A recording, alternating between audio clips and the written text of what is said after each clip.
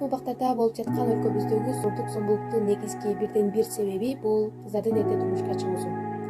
Бул видеороликте да турмушка эрте чыккан кыздын оор тагдыры чагылдырылган. Менде дагы бардык аял затына таандык бакыт бар деп ойлогом. Жаш келин катары баары сыйлап, жолдошум көзүндө карап турду. Качан кантип жолдошум мени басынтып, адам катары санай калган билбей деле калдым. Алгачы сөгүп, анан кечирим сурап, акыртта кол көтөрө баштадым. Бити башым күбөгө. Ар күнү чыр чыгарат. Кызыкчылыктарымды абалымды сурап да койбойт.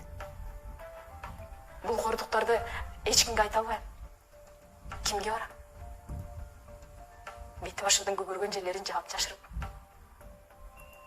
элге көрсөтпөйүн деп чыдап келдим. Болду, токтотуш керек. Мындайга качанга чейин чыдайм? Зомбулукту качанга чейин боюгу менен жаап жашырам? Коомго айтып чыгыш керек. Ичимде качанга чейин сактайм? Качанга чейин?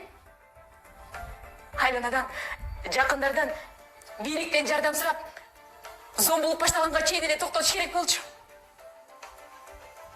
Мени басынып, жүрүшүмө кайдыгер карабагандар бар.